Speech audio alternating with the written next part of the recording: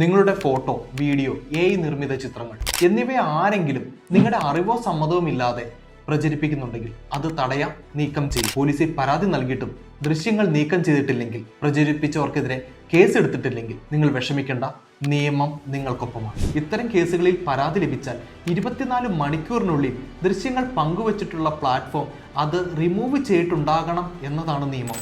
എന്നാൽ പ്രചരിപ്പിച്ചവരുടെ അഭിപ്രായ സ്വാതന്ത്ര്യമാണ്, ആവിഷ്കാര സ്വാതന്ത്ര്യമാണെന്നൊക്കെ പറഞ്ഞ് നമ്മുടെ പരാതി തള്ളിക്കളയാറാണ് പതിവ്. എന്നാൽ ആവിഷ്കാര സ്വാതന്ത്ര്യത്തെക്കാളും അഭിപ്രായ സ്വാതന്ത്ര്യത്തെക്കാളും ഒരു വ്യക്തിയുടെ പ്രൈവസിക്കാണ് ഇത്തരം കേസുകളിൽ മുൻതൂക്കമെന്ന് കോടതി പലകുറി പറഞ്ഞിട്ടുണ്ട്.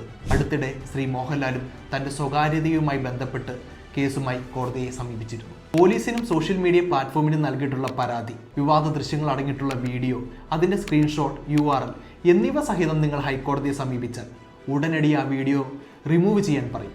ഈ ഉത്തരവ് അവർ പാലിച്ചിട്ടില്ലെങ്കിൽ കോടതി അലക്ഷ്യത്തിൽപ്പെടും, വലിയ പിഴ ചുമത്തും, 3 വർഷം വരെ ശിക്ഷ കിട്ടും.